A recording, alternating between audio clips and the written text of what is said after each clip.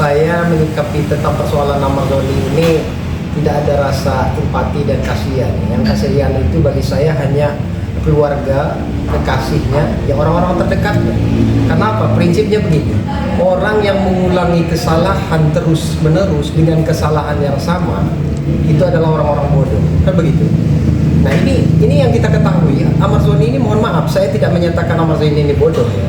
Tetapi peribahasa dan kalimat yang sering disampaikan kepada orang-orang di umum itu, seseorang yang melakukan kesalahan dengan mengulangi kesalahan yang sama itu adalah orang bodoh. Kalau tidak salah 4 kali ya. Nah, terjadi terhadap persoalan Amazoni ini dengan dia melakukan upaya PK ya. Iya kan? Ya. Nah, upaya PK itu adalah upaya hukum yang luar biasa. Boleh-boleh aja dia melakukan upaya PK, kan begitu. Terus apa menjadi pertanyaannya? Judul PK itu artinya putusan yang sudah beringkrah, punya kekuatan hukum tetap, dan syarat untuk mengajukan PK itu harus ada novum, bukti baru. Adakah bukti baru yang bisa diajukan terkait persoalan Amazoni ini? Itu yang menjadi pertanyaan. Yang kedua, adanya kekeliruan atau putusan hakim yang bertentangan, kan begitu? Nah, hal-hal itulah yang harus disiapkan. Tapi saya sangat apresiasi mereka lebih memilih jalur PK, peninjauan kembali, ketimbang melakukan upaya hukum banding ataupun kasasi.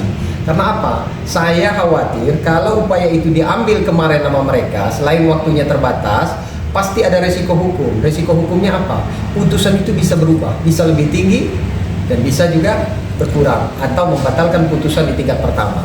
Bisa-bisa aja, tapi saya prediksi, saya yakin putusan itu akan lebih tinggi kalau mereka melakukan upaya banding. Tapi saya lihat penggantian kuasa hukum oleh Amazoni yang sekarang, yang terbaru, mereka melakukan upaya PK. Itu adalah hal yang menurut saya masuk akal untuk mereka upayakan. Tapi catatannya harus ada bukti baru. Bukti baru apa yang mereka bisa ajukan? Saya tidak tahu, tergantung daripada bukti baru kaitannya dengan mereka. Karena apa?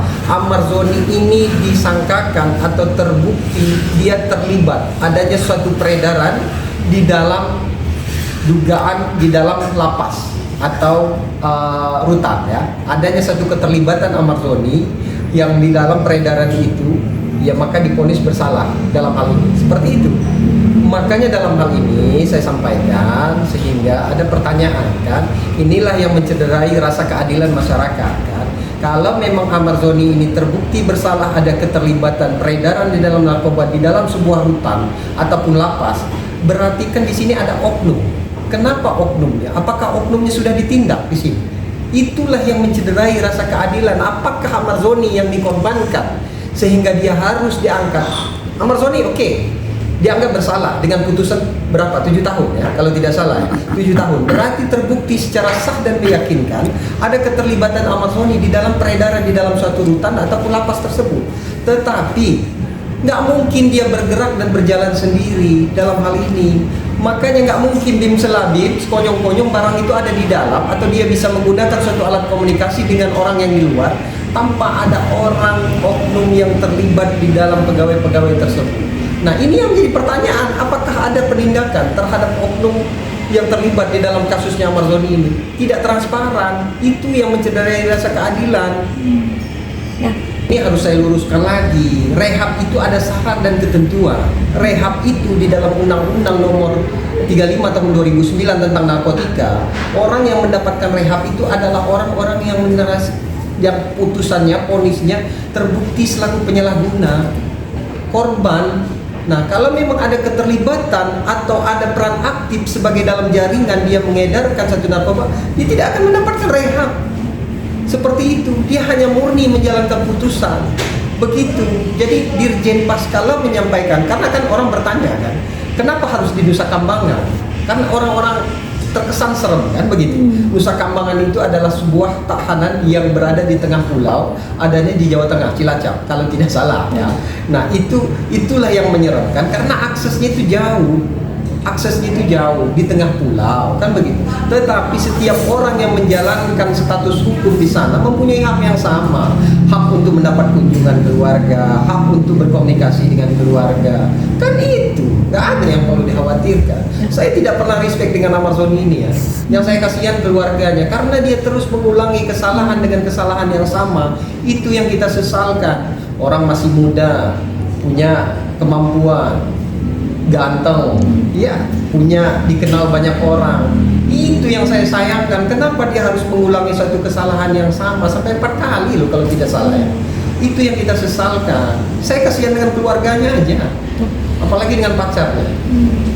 Nah, nanti Itu boleh-boleh aja kalau memang ada, tapi setahu saya setiap narapidana yang menjalankan vonis hukuman dia mempunyai hak kunjungan dimanapun berada, tidak ada pengecualian.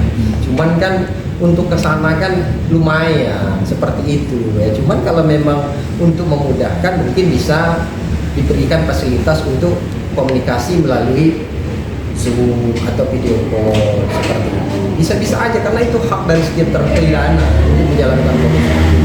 ada nggak sih Bang? Peluang bebas tidak ada yang tidak mustahil di dalam kehidupan ini ya. Termasuk upaya hukum luar biasa yang wacananya akan diajukan oleh Amarzoni dalam hal ini TK peninjauan kembali. Mudah-mudahan ada sesuatu hal yang bisa mereka upayakan di dalam bukti barunya apa yang bisa merubah putusan. Tapi kalau saya pesimis. Kenapa? Saya tidak tahu di dalam berkasnya kemarin apakah di-split atau tidak. Di-split itu ada terpisah dengan terpidana lain atau berdiri sendiri. Kenapa? Terpidana yang lain mengakui bersalah dan menerima putusan. Kan begitu. Adanya kontradiksi antara keterangan sesama terdakwa. Ini yang menyebabkan Amarzoni bersalah. Begitu, tidak ada kesepakatan mereka secara bersama. Harusnya kalau memang enggak ya enggak, kan begitu. Itu yang melemahkan upaya Amarzoni. Kalau saya tidak tahu ya, karena kita tidak boleh mendahului Tuhan ya. Nah, yang jelas upaya boleh, ikhtiar boleh, tapi harus dimaksimalkan. Persoalan putusannya nanti seperti apa ya kita belum tahu. Upaya itu belum dilakukan oleh mereka. Bukti apa? Kalau memang ada bukti baru yang bisa membalikkan keadaan dengan mematahkan fakta persidangan atau vonis yang sebelumnya, oke, mungkin putusan itu bisa berbalik. Tapi kalau pendapat saya sebagai praktisi hukum itu sulit seperti itu. Berarti